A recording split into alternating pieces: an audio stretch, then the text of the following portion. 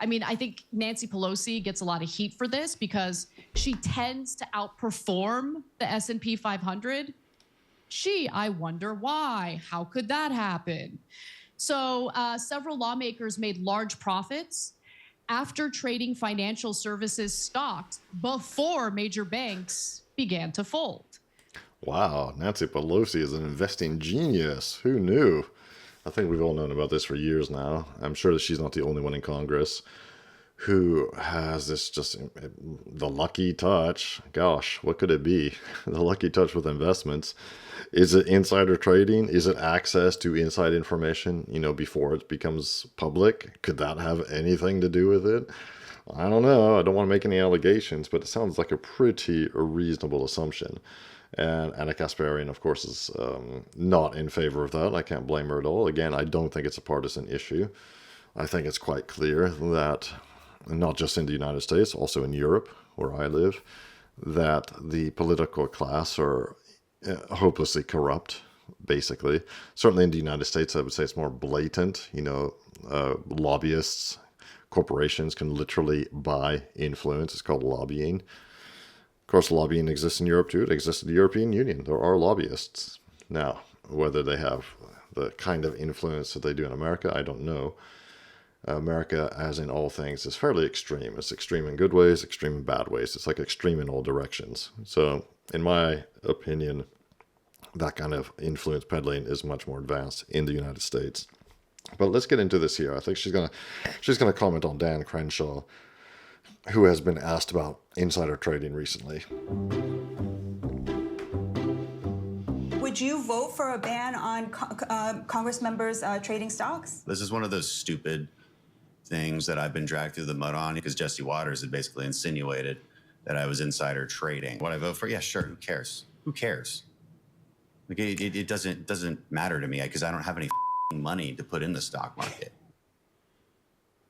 Seems like you care. Seems like you care a lot. Yeah, it also seems like you didn't actually answer the question. Why did you just answer the question and say, yeah, I would sign that bill, no problem, of course. Why was it so hard to answer that question, Dirty Dan? That was Republican Congressman from Texas, Dan Crenshaw. Poor widow baby, Congressman Dan Crenshaw. He's worried lawmakers like him might be banned from trading individual stocks.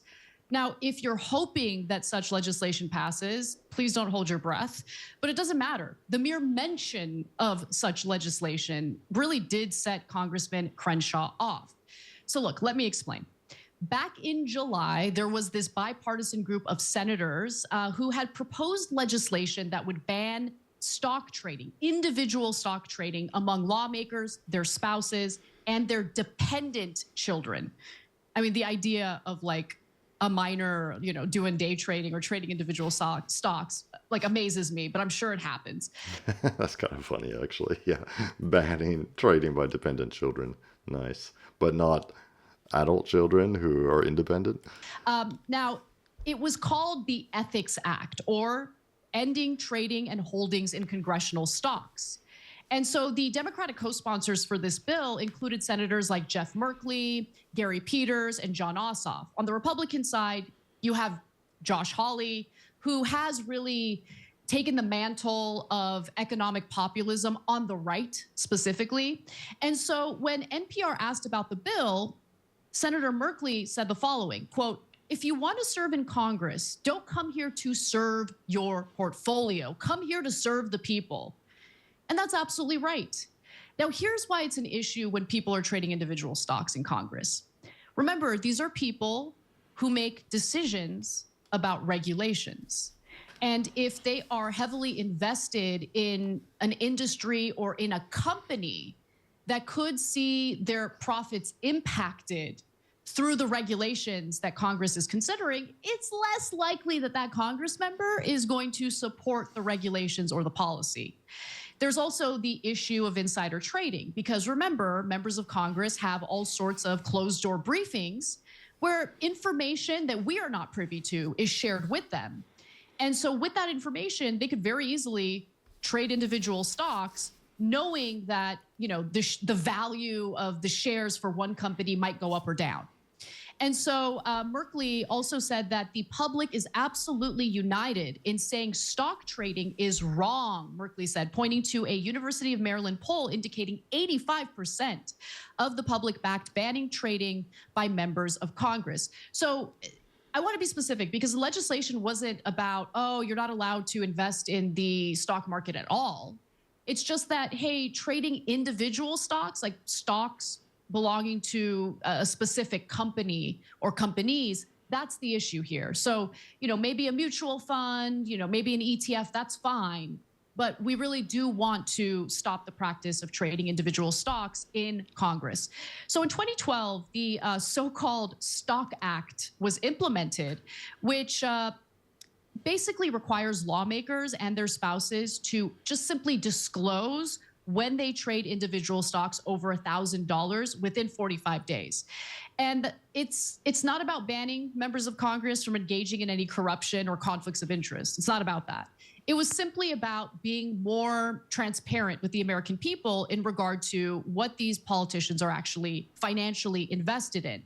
But the problem with this law is the fact that it's not really enforced, and the enforcement mechanisms really have no teeth.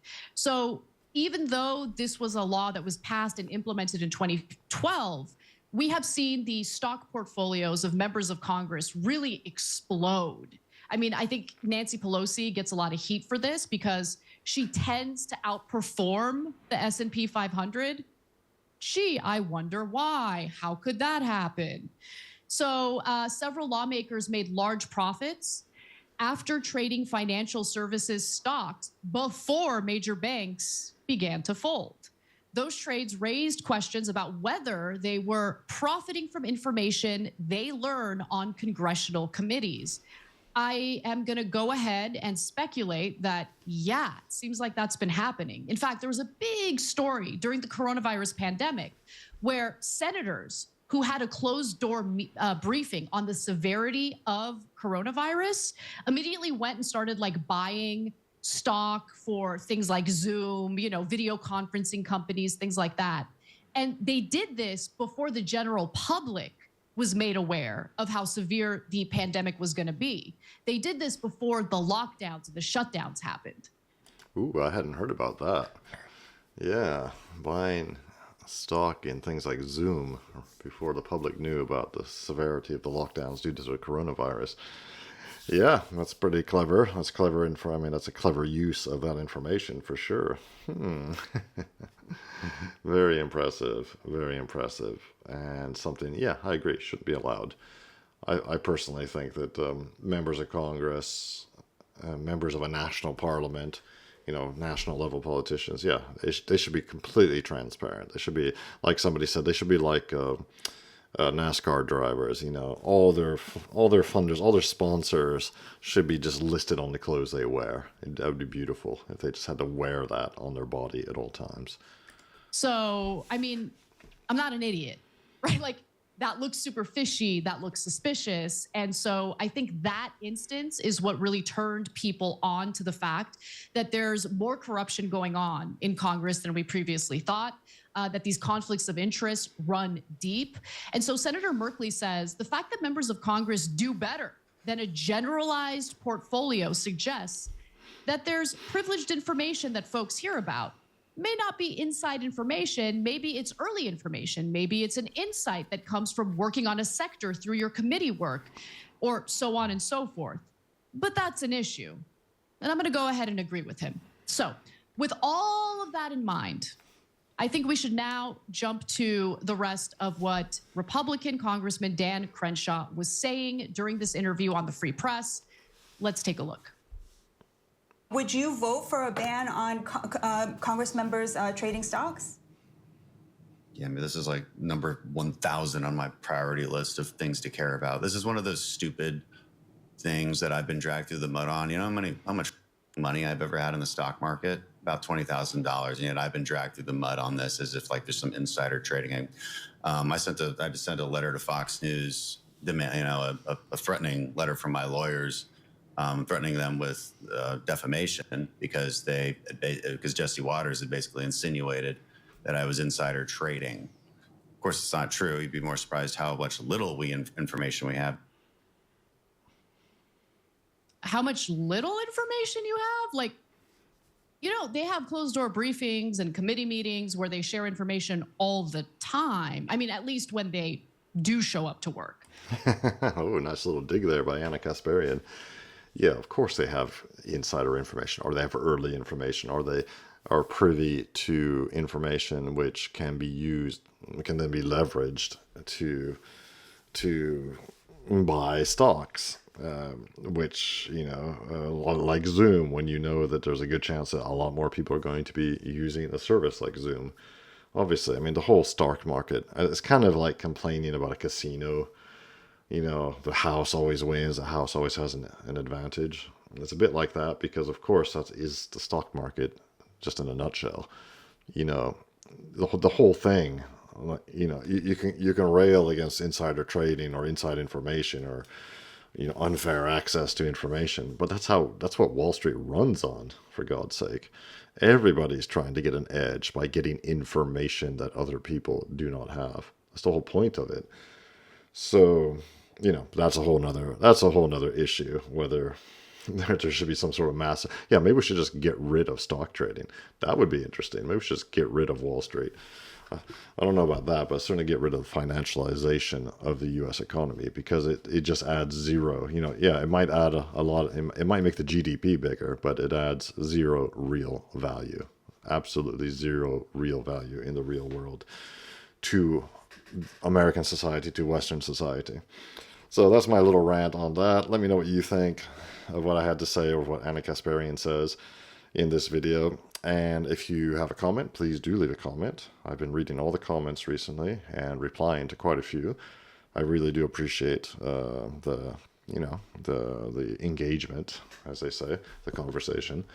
And if you like this kind of content, please like and subscribe, because it helps me grow the channel and continue making content for you.